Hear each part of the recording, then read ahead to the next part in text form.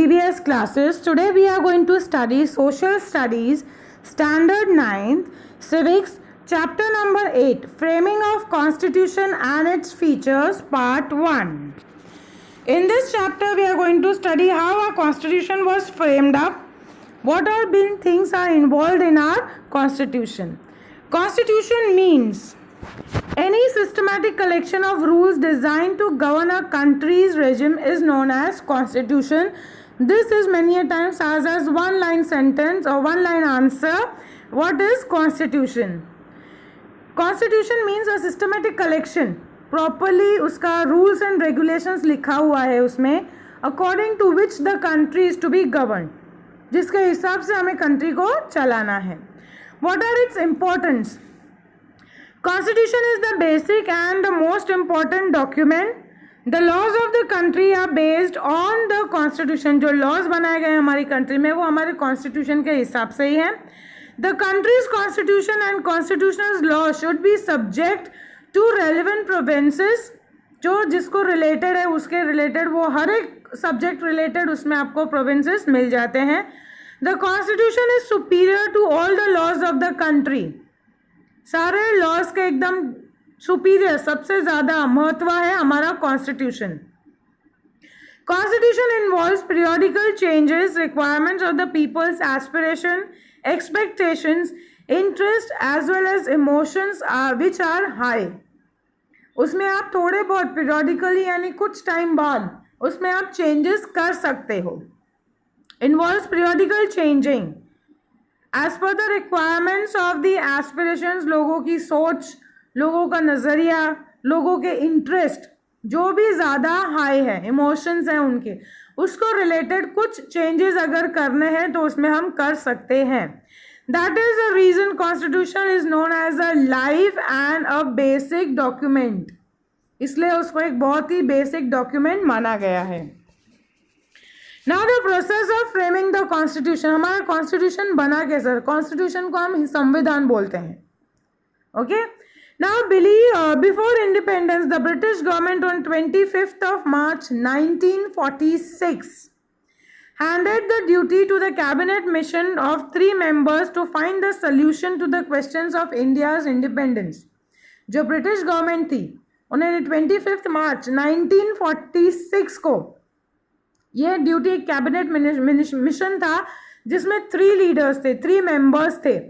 उनको ये ड्यूटी दी गई कि आप ऐसा सोल्यूशन फाइंड करो जिसमें इंडिया इंडिपेंडेंस को रिलेटेड जो भी क्वेश्चंस है उसमें आप उसमें ऐड ऑन करोगे.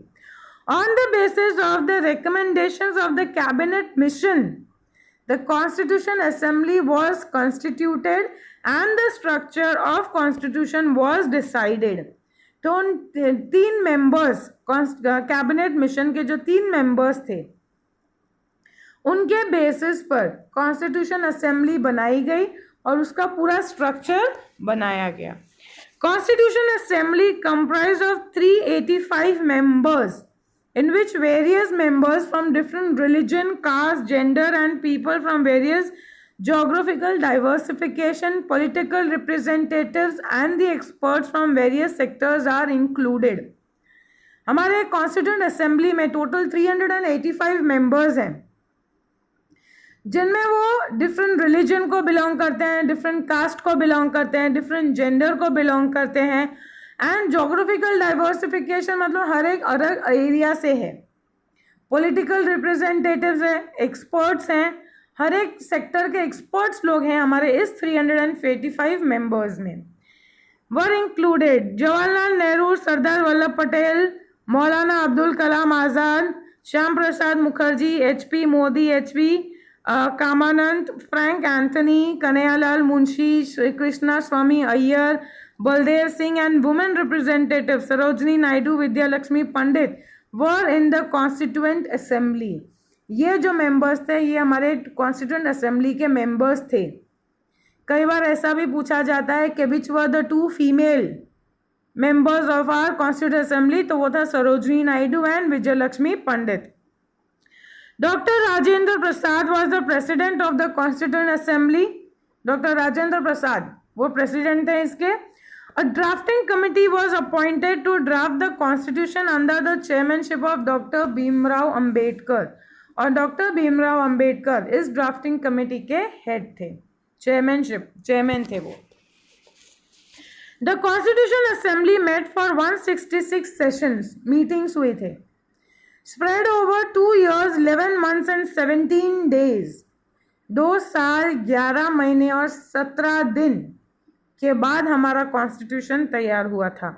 The members of the assembly had discussed the thereby each and every detail of its provision keeping in concern the matters of constitution of different countries. तो जो हमारे जो लीडर्स थे उन्होंने हर एक चीज़ पर ध्यान दिया, हर एक चीज़ पर नोटवर्दी उन्होंने रिकॉर्ड देखा गया कि किस तरह हम इसमें चेंजेस ला सकते हैं according to the constitution of different countries के उनके कॉन्स्टिट्यूशन को भी ध्यान में रख के गए हमारा कॉन्स्टिट्यूशन बनाया गया था. In this constitution there are 295 articles and 8 appendices. After the amendment with the 395 articles and 9 appendix, पहले इसमें 295 आर्टिकल्स और 8 अपेंडिट्स थे जिसको उन्होंने अमेंडमेंट्स थोड़े बहुत चेंजेस जो हम कर सकते हैं या लीगल चेंजेस जो उसमें किए जा सकते हैं, उसके बाद टोटल आए 395 articles and 9 appendices. The constitution was framed on 26 November 1949. इस दिन वो फ्रेम हो चुका था. And the constitution was unanimously passed in Constitution Assembly on 26 January 1950. लेकिन वो पास कब हुआ था? 26 January 1950. Constitution of India came to existence and India was declared a republic nation. 26 जनवरी को वो फाइनली पास्ड ऑन किया गया कॉन्स्टिट्यूशन असेंबली से and then it was been made in India कि अब ये वहाँ पर लागू हुआ. It was on 26 January and that day India was declared as a republic nation. Thereafter every year 26 January we celebrate as a Republic Day with the national favor. In the Indian Constitution, we have 4 lions as the national emblem and national slogan सत्यमेव जयते. हमारा जो national emblem है वो 4 Lions का है, जो आप अपनी करेंसी पर भी देखते हो या कोई भी गवर्नमेंट का जो भी पेपर होता है उस पर आपको एम्बलम का फोटो दिखता है. And the slogan, national slogan is सत्यमेव जयते, ट्रूथ ऑलवेज विन्स.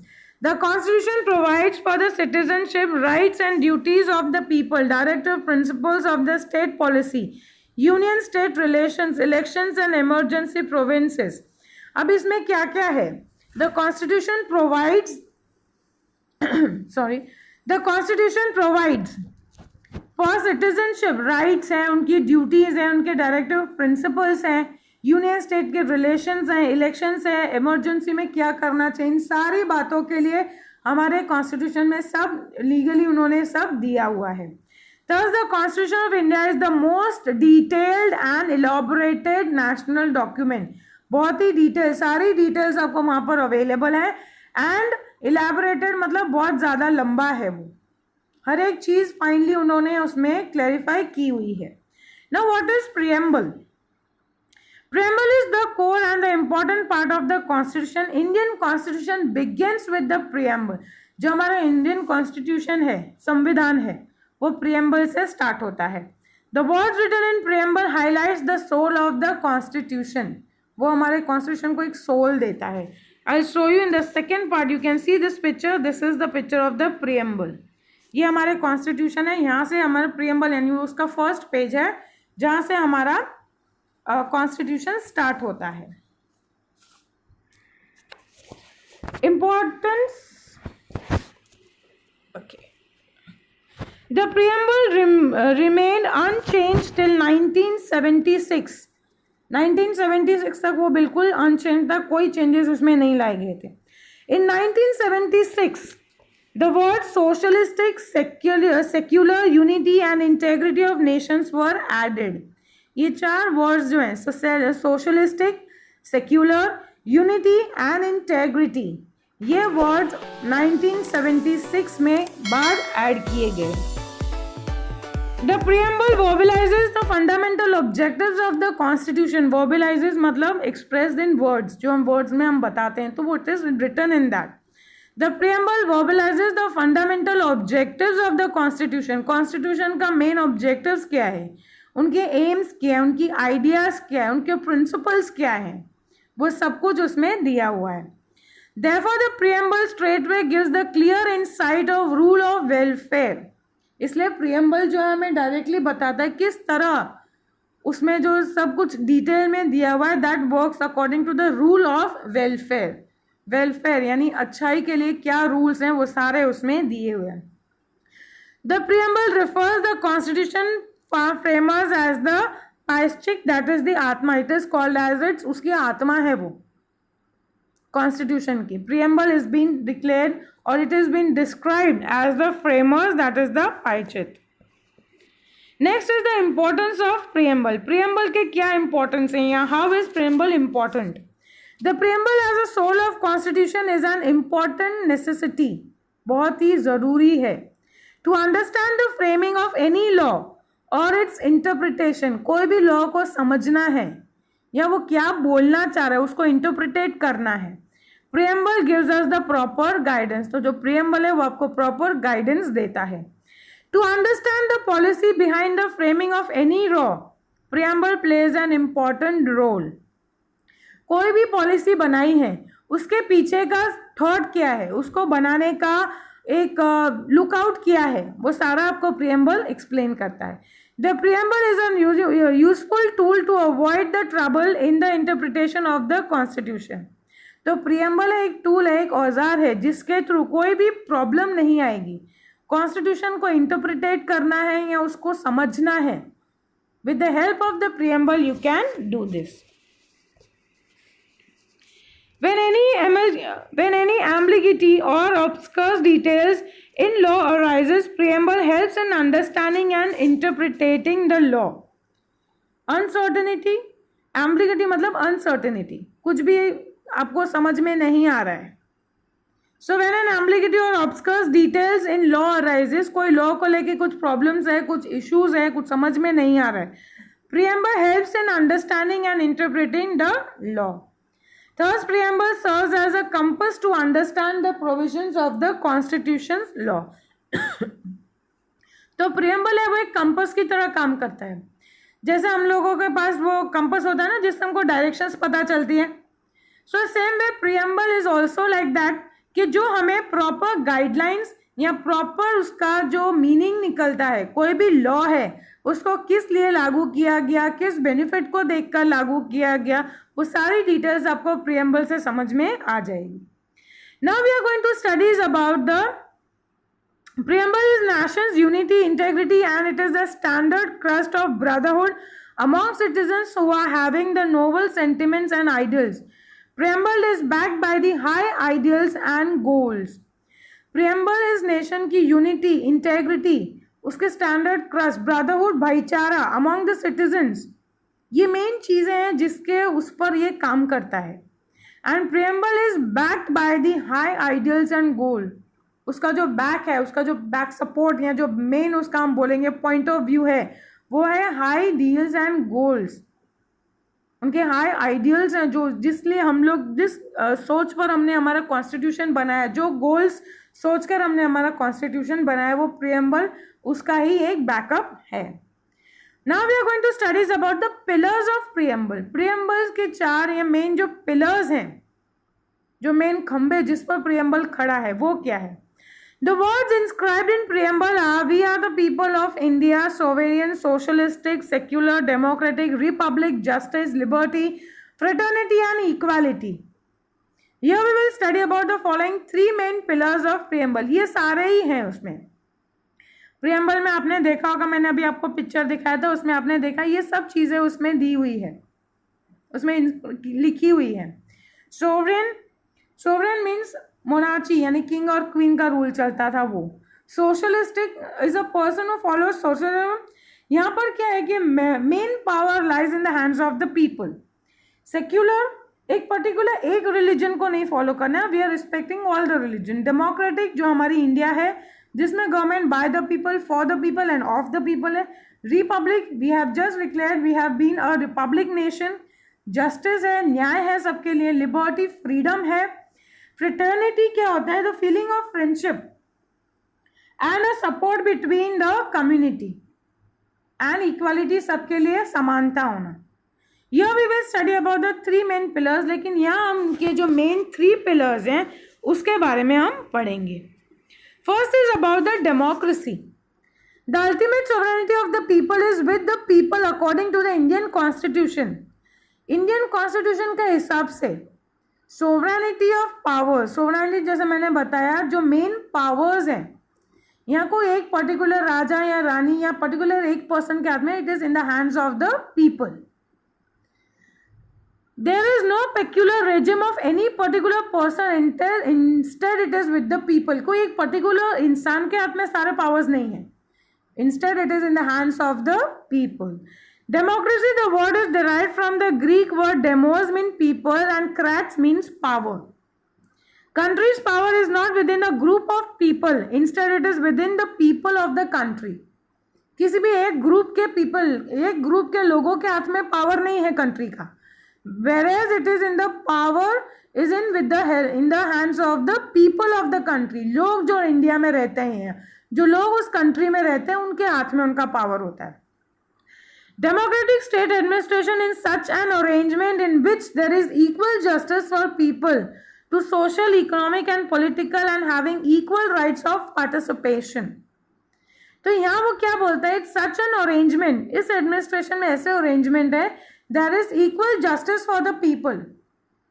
किसी के लिए भी ऊंचा नीचा नहीं, जस्टिस सबके लिए सेम है। Social, economical and political having equal rights, सबके लिए इक्वल राइट्स हैं।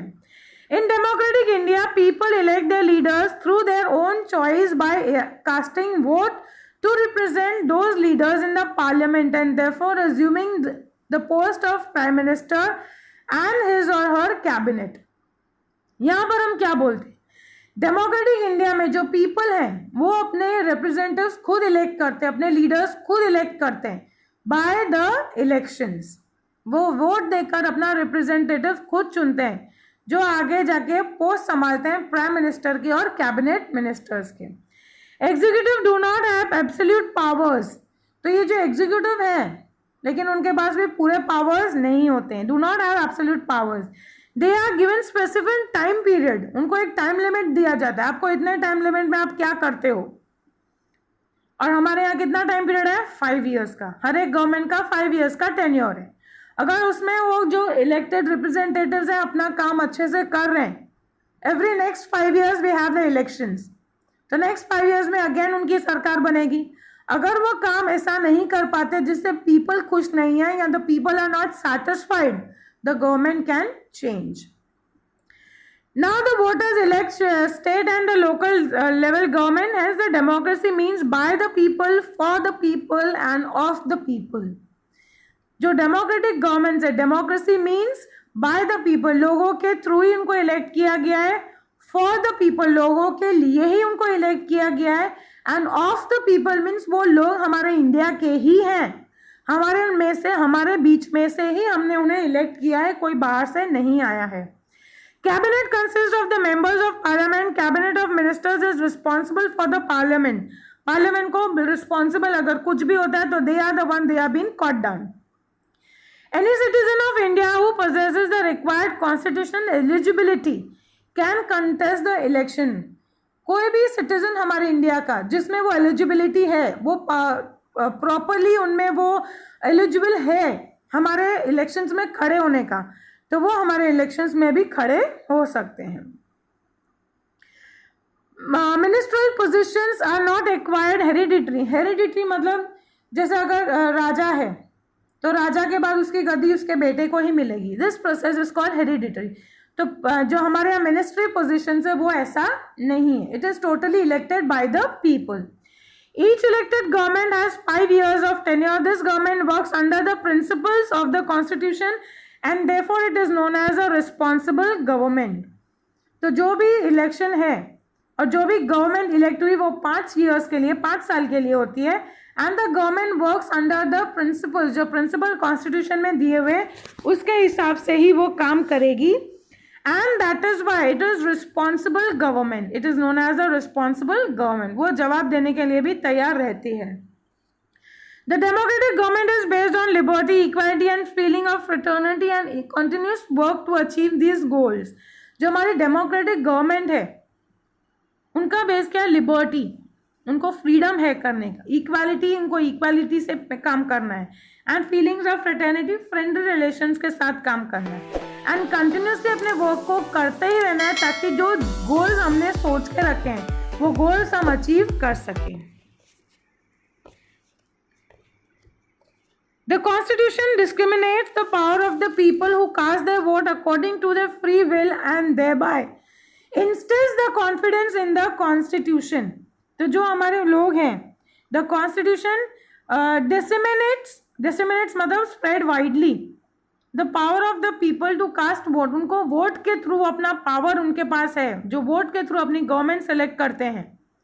And they are free to do that. किसी के फोर्स पे आके वो एक वोट नहीं देंगे, वो अपनी मर्जी से, अपनी फ्रीडम से वो वोट देते हैं. And thereby instills the confidence in the, इसलिए उनको कॉन्फिडेंस होता है कि जो हमने इलेक्ट किया है वो सही बंदा है, तो वो उनके ऊपर कॉन्फिडेंसली उनके ऊपर वोट ऑन करते हैं. The constitution of democratic India refers the fundamental rights, principles of political directions, parliament, members of assembly, independent and impartial justice and election commission are those provisions which make our country democratic every means. हर मायने में उसको democratic रखना है. by the people, for the people and of the people. तो जो constitution of democratic India है वो सारे चीज़ों को देखते हैं, उनके फंडामेंटल राइट्स, उनके जो प्रिंसिपल्स हैं, डायरेक्टिव प्रिंसिपल्स उनको दिए गए. पार्लियामेंट है, मेंबर्स ऑफ असेंबली हैं, इंडिपेंडेंट एंड इम्पार्शियल जस्टिस, कोई भी पार्शियलिटी ना हो, कोई भी भेदभाव ना हो जस्टिस में. इलेक्शन कमीशंस हैं, और जो भी हैं वो सारे इस चीज़ को ध्यान रखेंगे कि हमारी कंट्री एक डेमोक्रेटिक कंट्री है.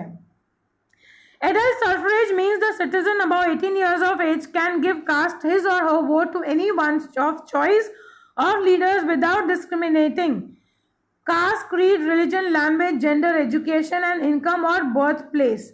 But it is essential that the citizens are enlisted in the electoral list. Adult suffrage क्या होता है? Any citizen, कोई भी citizen जो 18 साल से ऊपर है उसको वो अथॉरिटी आ जाती है कि he can cast his or her vote of his own choice leader. अपने चॉइस के लीडर को वो वोट दे सकता है विदाउट एनी डिस्क्रिमिनेशन. कोई भी डिफरेंस नहीं बनाया जाएगा, ये इस कास्ट का है या इस क्रीड का है, इस रिलीजन का है, इस लैंग्वेज का है. No differences is made. वो एजुकेशन के बेस पर ये ज़्यादा एजुकेटेड है, इससे थोड़ा कम है, ये बातें उस पर नहीं लागू होती. According to his own choice वो फ्री है अपने लीडर को चूज करने के लिए.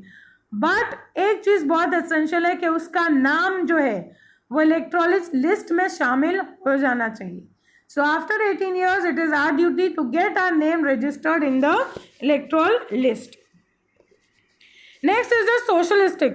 In the year 1976, by the 42nd Indian Constitution Amendment, Constitution of India added in the 42nd Amendment the word socialistic. Most of the provisions in the Constitution of India directly or indirectly shows the social revolution, which brought the social and economic equality and furthered the aim of welfare state. Socialistic क्या होता है? एक ऐसी idea है, it is believe that all people are equal. कोई भी difference नहीं बनाया जाएगा, कोई भी बेस पर डिफरेंस नहीं है, इक्वल है सारे. तो जो भी प्रोविंस उसमें बनाए गए थे वो डायरेक्टली और इनडायरेक्टली वो सोशल रेवोल्यूशन के लिए, सोशल चेंजेस के लिए है. Was what social and economic equality and further to name of the welfare state. कहीं ना कहीं वो स्टेट के वेलफेयर के लिए ही किया गया है. The principle of the socialistic pattern directs the social, economic and the political equality for the citizens as given in the preamble. तो जो प्रिंसिपल है सोशलिस्टिक पैटर्न का वो हमें क्या बताता है? Social, economic and political equality for the citizens.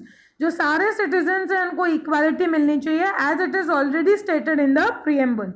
It is now regarded as the prime feature of the state. It reflects the fact that the India is committed to the secure social, economic and political justice for all its people. यहाँ committed हो जाता है India कि सारे ही citizens के लिए, सारे ही लोगों के लिए social, economic and political justice होना चाहिए. India stands for its abolishing all forms of exploitation as well as for securing the equitable distribution of income, resources and wealth. India stands, India खड़ा है abolishing, ऐसा कोई भी नहीं होना चाहिए जो लोगों को एक्सप्लॉइट करे, उसको अबॉलिश कर देना है, उसको निकाल देना है. अगर ऐसा कुछ है जो लोगों को एक्सप्लॉइट करता है तो उस चीज़ का ध्यान रख के उसको निकाल देना चाहिए. As well as for securing the equitable distribution, equal distribution होना चाहिए इनकम का, रिसोर्सेज का एंड वेल्थ का. Any one particular person should not have power and all the assets. Instead of everyone should have equal opportunity by getting facilities and provisions from the society and thereby eliminating the discrimination of rich and poor. Everyone, हर एक इंसान जो है should get powers equally. जो assets हैं, जो properties हैं, ऐसा नहीं है कि कुछ पर्टिकुलर लोगों को मिल रहा है, कुछ लोगों को नहीं मिल रहा है. It should be equally given up. Equal opportunities, equal ideas होनी चाहिए, इक्वल गेटिंग फैसिलिटीज जो है वो इक्वली सारी फैसिलिटीज सबको मिलनी चाहिए. And the provision from the society and therefore eliminating the discrimination of rich and poor. जो ये रिच एंड पुअर के बीच का जो डिफरेंस चल रहा है, ये अमीर है, ये गरीब है, ये हमें निकालना है. Therefore, we can say that Constitution of India is a socialistic document. Next is about the secularism. In the year 1979, by the 42nd Indian Constitution Amendment, the word secular was inserted. India is a secular country. India can never become one particular religion country. India में सारे religions equally follow up किए जा रहे हैं, सारे religions को equal respect दिया जा रहा है. कोई भी एक पर्टिकुलर रिलीजन ऊपर है, एक रिलीजन नीचे है, ऐसा कुछ भी नहीं है. As per the provisions of the constitution, India does not follow any particular religion. कोई एक पर्टिकुलर रिलीजन को हम फॉलो नहीं कर रहे हैं. So the country never promotes any religion activity. कोई भी एक पर्टिकुलर रिलीजन एक्टिविटी को प्रमोट नहीं करते हैं. The country can not involve any secular activity in the religious activities. The citizen of our country has a freedom to choose or his or her religion. जो हमारे country के citizen है उनको अपना रिलीजन चूज करने के लिए पूरी आज़ादी है. They are full freedom to choose their own religion. The country cannot discriminate a citizen on the religious basis. Religious के बेस पर आप उनमें डिफरेंसेस नहीं क्रिएट कर सकते. Equal job opportunities and political rights to the citizens are given. Religious rights, job opportunities भी आप religion के बेस पर नहीं कर सकते कि आप हिंदू हो, आप मुसलमान हो, आपको ये जॉब नहीं मिल सकती. No job opportunities can be given on the basis of religion. So सबको इक्वल जॉब अपॉर्चुनिटी मिलनी चाहिए and to the citizens are given without any religious discrimination. In this way secularism is the basic foundation and mandatory feature of the constitution. Mandatory मतलब compulsory. सर्वधर्म समदृष्टि and Sarvadharma Sambhav are the principles incorporated in our constitution. सर्वधर्म समदृष्टि यानी सारे धर्म समान दृष्टि से देखे जाते हैं एंड सर्वधर्म संभव, वो सारे ही धर्म यहाँ पर संभव है. These have been incorporated in our constitution. So no particular religion would be encouraged in any states. कोई भी एक स्टेट पर्टिकुलर एक रिलीजन को नहीं सपोर्ट कर सकता. ऑल सिटीजन्स और all religions are given equal rights. There is no prohibition to any citizen to propagate his or her religion, believes, trust and faith. तो ऐसा कुछ नहीं है कि हर एक रिलीजन, हर एक सिटीजन अपने धर्म को लेकर फ्रीली है, उनको प्रोपोगेट करना है, उनको उसको बढ़ाना है. Everyone is free to do that. Now the basic features of our constitution. हमारे constitution के basic features क्या हैं? The constitution which came in force on 26th of January 1950 is considered as a large, extensive and detailed written document. Given below are the basic silent features. जो हम आगे पढ़ने वाले हैं वो हमारे basic features हैं हमारे constitution के. First is the written document. It is a written form में ये पूरा डॉक्यूमेंट है. Except Britain and Israel, India along with the other nations of the world have the constitution in the written form. Britain, Israel and India of the world and the other nations of the world also have the constitution in the written form. Considering the social, geographical diversification, circumstances and prehistorical nations, the Constitution Assembly has kept a drafted constitution in the written form. इन चीज़ों को ध्यान में रख के social, geographical diversification, जो circumstances हैं या pre historical Nations हैं, उन चीज़ों को ध्यान में रखते हुए हमारे कॉन्स्टिट्यूशन को हमने रिटन फॉर्म में रखा है. पूरा लिखा हुआ हमारे पास ये कॉन्स्टिट्यूशन है. Next is the size of the constitution. Indian constitution is divided into 22 section comprising of 395 articles and 8 appendices and now it is 12. पहले 8 था, अब 12 हो चुका है. The Constitution comprises provisions for the state administration and state interrelation, fundamental rights, principles for the political policies, judiciary, election, commission, government, institutions, minorities, scheduled caste and deprived groups. इसमें जो provisions हैं वो सबके लिए है. For the state administration के लिए है, स्टेट्स इंटरनल रिलेशंस कैसे हैं वो भी है, फंडामेंटल राइट्स भी है, प्रिंसिपल्स फॉर पॉलिटिकल पॉलिसीज, जो पॉलिटिकल पॉलिसीज होते हैं उनके क्या प्रिंसिपल्स हैं वो भी है, जुडिशरी है, इलेक्शंस हैं, commission, election commission, government institution, minorities, schedule caste and deprived groups, जो ग्रुप्स अलग है उनको भी हमने ध्यान में रख के सब कुछ इसमें कवर ऑन किया है. Therefore, our Constitution of India is the largest, extensive and detailed written document compared to the other constitutions. तो बाकी constitution के हिसाब से हमारा जो इंडिया का जो है it is very detailed and properly written in constitution. Single citizenship. In America, dual citizenship is given for the United States of America and other state for the state citizenship. यहाँ पर जो बोला जा रहा है वो क्या है कि अमेरिका में डुअल सिटीजनशिप चलता है. One for the United States of America, मतलब आपको 2 सिटीजनशिप कार्ड होने चाहिए. एक तो United States of America and जो स्टेट में आप रहते हो, and another for the state citizenship which state you belong to. But in India there is only one single citizenship irrespective to any religion और स्टेट ऑफ द कंट्री. कोई भी reason में आप रहते, लेकिन आप इंडिया में हो तो you have been considered as a citizen of India. तो आपका इंडियन सिटीजनशिप वो एक ही काफ़ी है. कोई स्टेट के हिसाब से, कोई रीजन के हिसाब से आपको दूसरा सिटीजनशिप नहीं दिया जाता. Only the citizens of Jammu Kashmir have the dual citizenship. Only Jammu Kashmir, सिर्फ जम्मू कश्मीर में डुअल सिटीजनशिप है. One for the India and other for the state of Jammu and Kashmir, क्योंकि जम्मू कश्मीर इंडिया पाकिस्तान में डिवाइडेड है. So there you need to get an कि आप India के हो and you belong to the Jammu Kashmir part of India.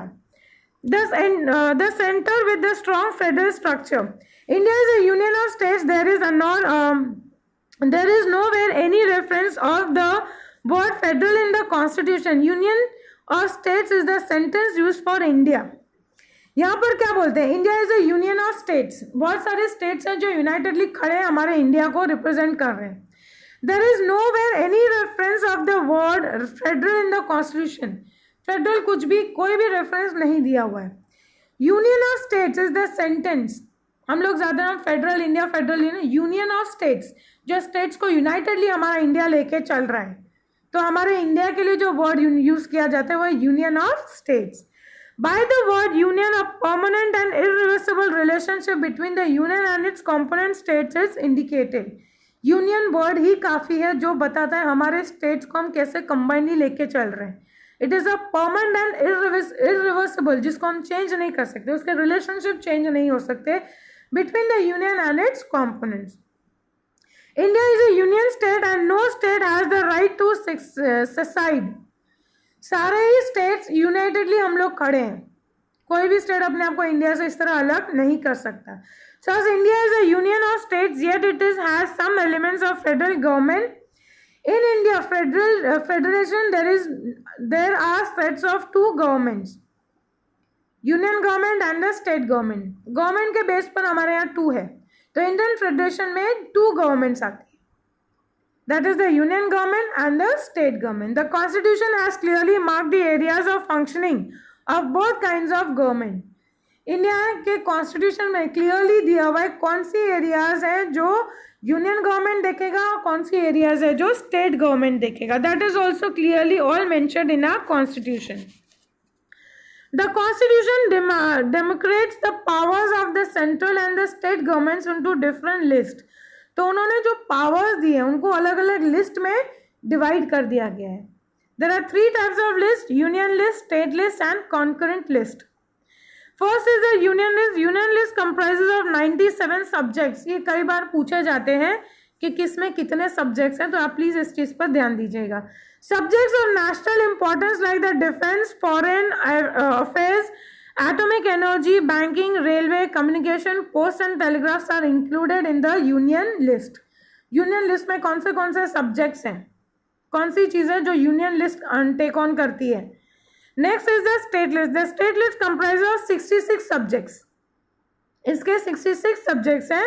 The state list comprises of the important subjects on which the state legislature house can pass laws. Subjects like law and order, state government institution, agriculture, irrigation, health, land, interstate trade and commerce are included.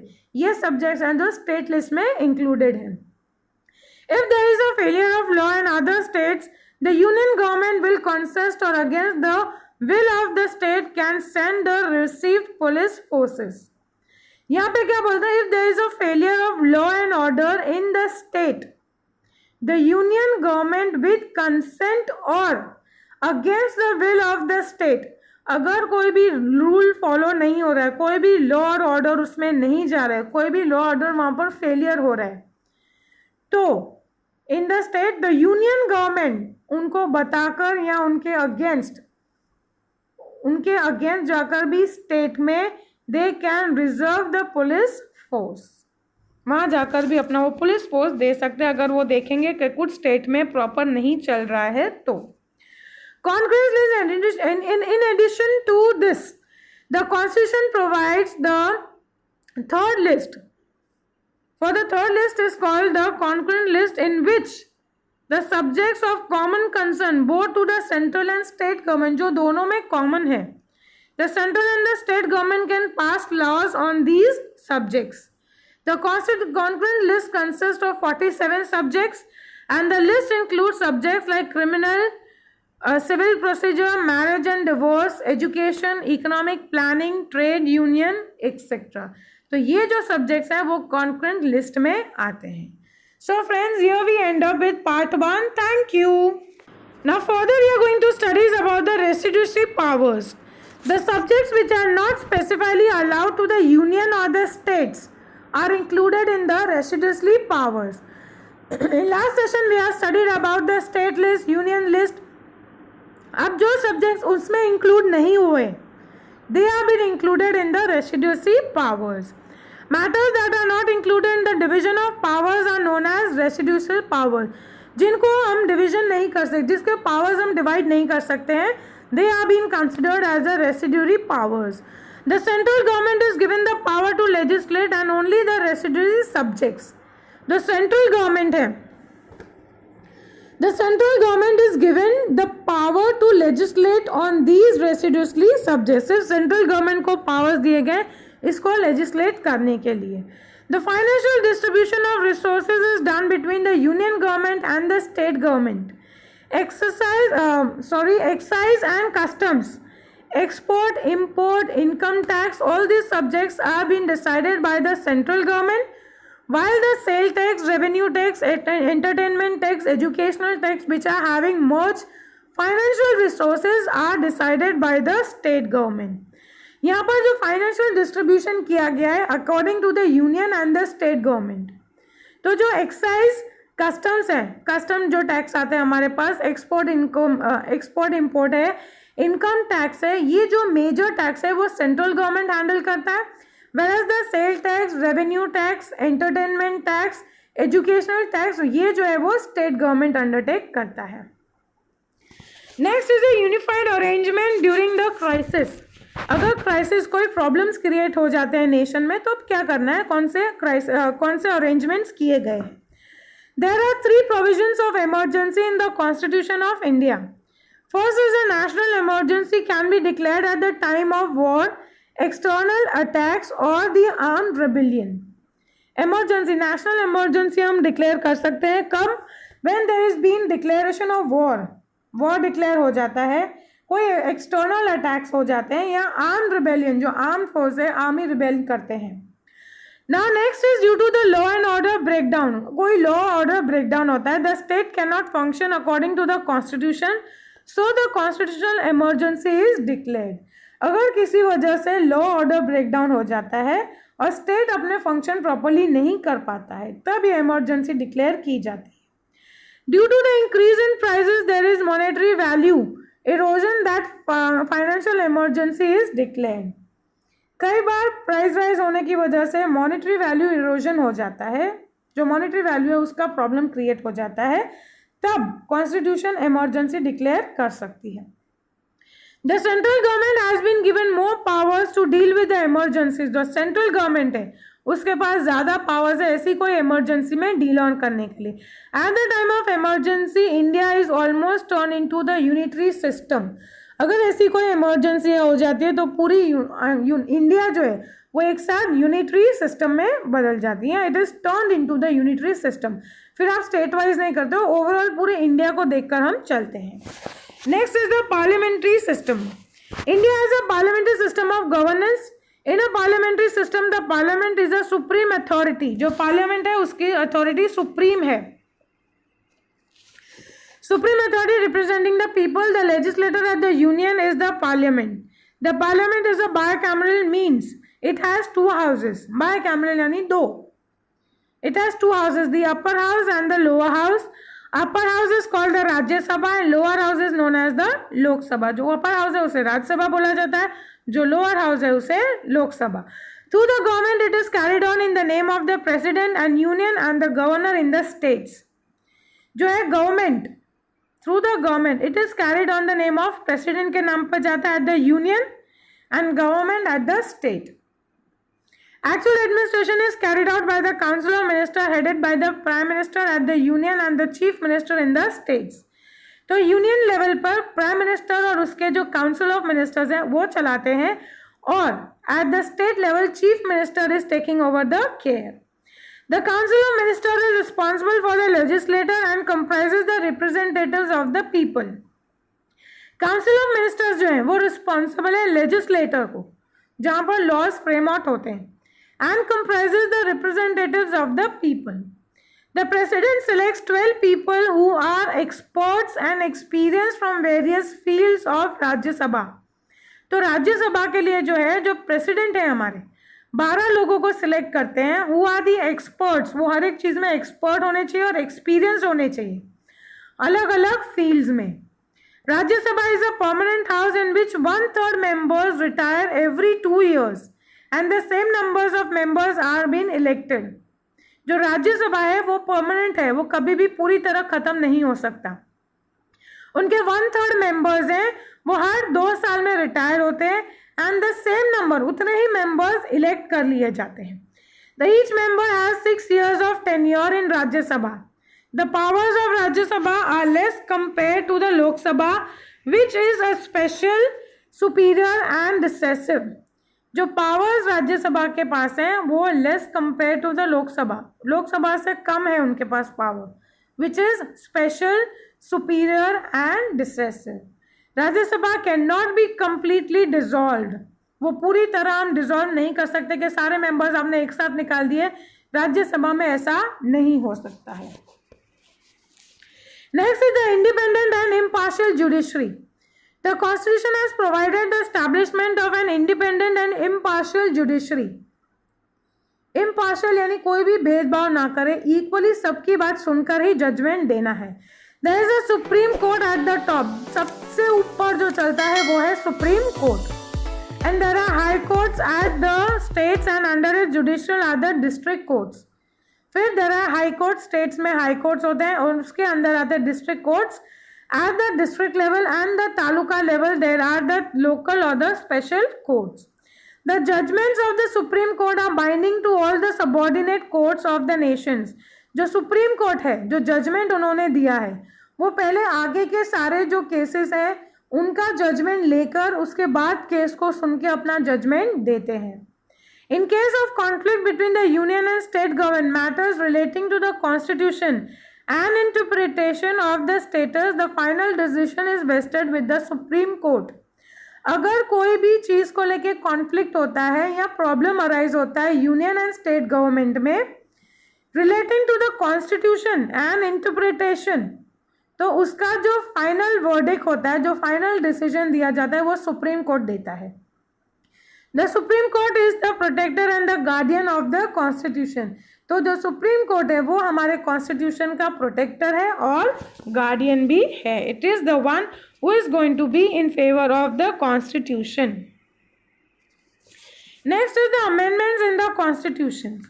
Compare to the others constitution, the Constitution of India is a dynamic.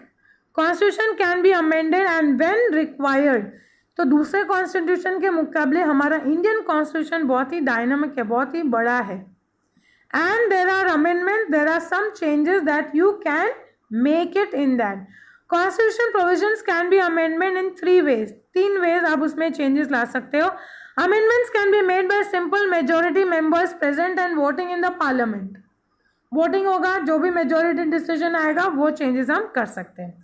Certain amendments require special majority, that is the 2/3 of the majority of the members present and voting. जितने भी members वहाँ पर present है उसमें से 2/3 majority में जाएगा.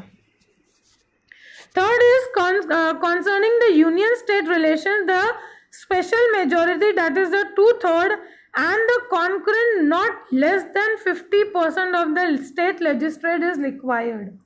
2/3 majority तो है ही, plus at the same time 50% से कम नहीं होना चाहिए, तो ही वो चेंजेस उसमें हम ला सकते हैं.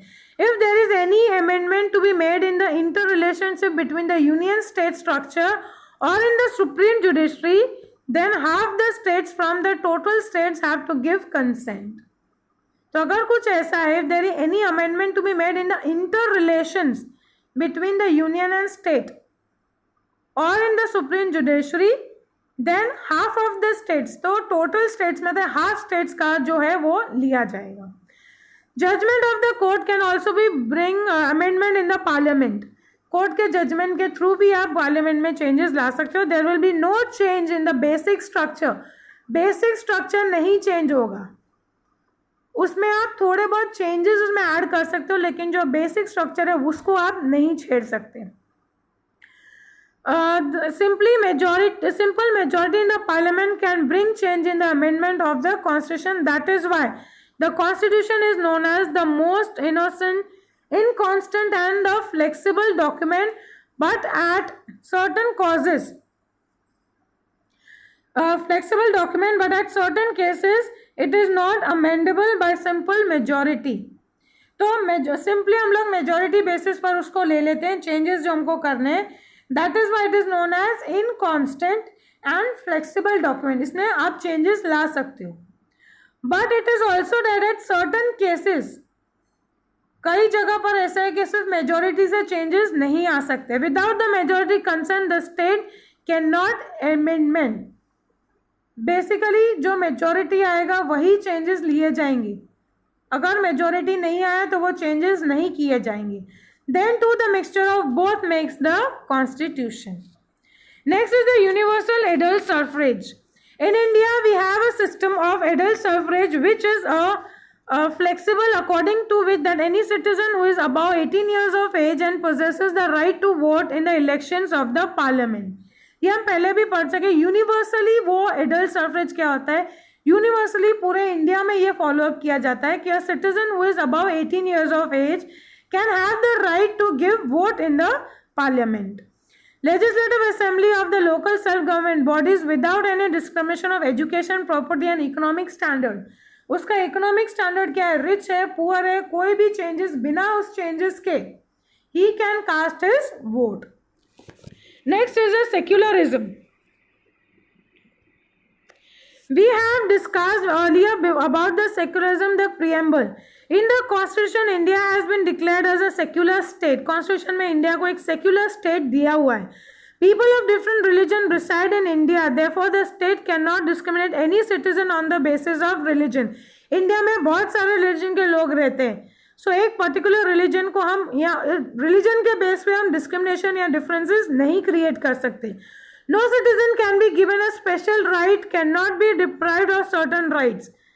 किसी भी रिलीजन के बेस पर उनको स्पेशल राइट्स दिए जाएं या उनके स्पेशल राइट्स ले लिए जाएं, ये हम नहीं कर सकते. The state has to be absolutely impartial and neutral in respect of religion. Impartial, कोई भी भेदभाव नहीं करना है और न्यूट्रल रहना है. ऐसा नहीं कि आपके रिलीजन का है तो आप उसको ज़्यादा राइट्स दोगे, या ये आपका रिलीजन का नहीं है तो एक पर्टिकुलर रिलीजन को आप ज़्यादा राइट दो और एक को ना दो. ऐसा कोई हमें डिफरेंसेस नहीं करना है.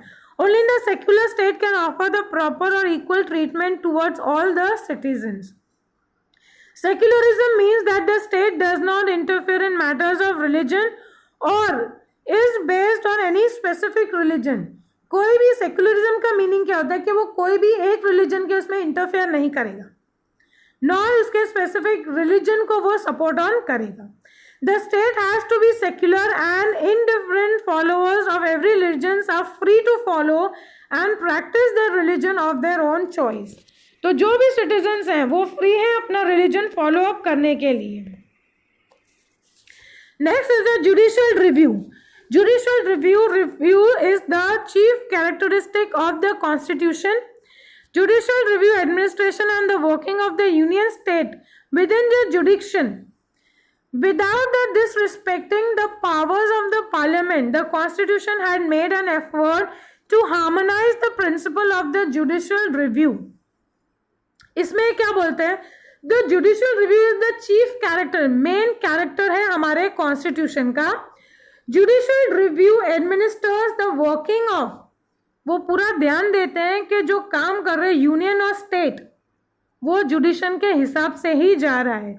Without disrespecting the powers of the parliament, the constitution has made an effort to harmonize the principle of the judicial review. इस चीज को ध्यान में रखते हुए harmonize यानी मिलकर चलना है हमें. Parliamentary amendments, external orders, ordinance and judicial judgments are given for the judicial review. If the court finds any indiscrepancy in the external orders, artifice or the judicial judgments, it can stop by declaring them unconstitutional. अगर उनको लगेगा कोई भी judicial judgement है या कोई भी orders हैं वो प्रॉपर नहीं है, जुडिशरी के हिसाब से नहीं है, जुडिशियल रिव्यू के हिसाब से नहीं है, they can stop them by declaring it unconstitutional. ये कॉन्स्टिट्यूशन के हिसाब से नहीं है, ऐसा डिक्लेयर करके वो उसको वहीं पर रोक सकते हैं. Next is the fundamental rights and duties. Fundamental rights are conferred to the people of India by the constitution to live a defined life. Constitution जो है हमारा, उसने हमारे सिटीजन्स को, जो हमारे लोग हैं इंडिया में, उनको फंडामेंटल राइट्स भी दिए हैं. The most valuable capital is of our country is overall development of the nation, which further lies in the fundamental duties and rights. The valuable capital of our country, जो main चीज हमारे country की है, is the overall development of the nation. जो पूरा development है हमारे nation का, वो किसके हाथ में जाता है? Fundamental rights and duties. जो फंडामेंटल राइट्स एंड ड्यूटीज हम हमारे लोगों को दे रहे हैं वो ही हमारे कंट्री का ओवरऑल डेवलपमेंट को आगे ले जा पाएंगे. Rights to constitution remedies and for the children 6 to 14 years of age, right to educate are also made available. Constitutional remedies and to the childrens, एक राइट्स वहाँ पर भी दी गई है to the age children for the age of 6 to 14. उनको education right दिया गया है कि इतना बच्चे को एजुकेशन मिलना ही चाहिए from the age of 6 to 14 and they also must be available. उनको एजुकेशन अवेलेबल करना चाहिए कि ये हमारी एक फंडामेंटल राइट है जिसको हम फंडामेंटल ऑफ एजुकेशन भी बोलते हैं. Next is the directive principles of the state policy. Protection of the people's security and welfare should be carried out by the state. These principles provide the directions for the state governments and the policy making, so they are called the directive principles. जो protection है हमारे लोगों का, security है, welfare है, ये सब चीज़ें स्टेट के थ्रू किए जाने चाहिए. The principles provide direction. जो डायरेक्टिव प्रिंसिपल्स हैं वो उनको डायरेक्शंस देते हैं कि किस तरह गवर्नमेंट को इस लाइन में आगे बढ़ना चाहिए. Provision for the backward sections and the tribe, जो हम लोग बोलते हैं ना SC और ST, scheduled caste and scheduled tribes, उनके लिए भी जो गवर्नमेंट कर रही है. To uplift the included backward sections and the tribes deprived class in the mainstream, there are specific provisions in the constitution. उनके लिए भी special provisions बनाए गए हमारे constitution में. Reserved seats are allotted in the legislature, local self-governing bodies, election to provide representatives. उनके लिए special reservations किए गए हैं. इतनी seats SC और ST कास्ट के लिए रिजर्व किए गए हैं. फिर वो लेजिस्लेटर में हो, सेल्फ लोकल गवर्निंग बॉडीज में हो, इलेक्शंस में हो, अपने रिप्रेजेंटेटिव्स में हो. Reservations quota has been provided for the administration of educational institutions. Educational institute में भी उनके लिए रिजर्वेशन कोटा रखा गया है. गवर्नमेंट जॉब्स में भी उनके लिए रिजर्वेशंस होते हैं. And proportion to their population is provided. जितना उनका पॉपुलेशन है उसके हिसाब से उनके प्रपोर्शन में उनके लिए रिजर्वेशन रखा गया है. They have been provide equal opportunity. Children of the backward sections and tribes are given scholarship, basic amendments and waived fees, which one come under the optimistic policies. जो बच्चे हैं इन बैकवर्ड कास्ट के लिए, उनके लिए स्पेशल स्कॉलरशिप्स अरेंज किए गए on the, उनको बेसिक अमेंडमेंट, बेसिक नेसेसिटीज उनको दी गई है. कई जगह तो उनको फीस भी माफ कर दी गई है या उनको बेसिक फीस ही भरनी होती है. And spreading the policies as per the provisions in the constitution. Constitution के हिसाब से ये changes भी उनके लिए लाए गए हैं. So friends, here we end up with part 2. Thank you.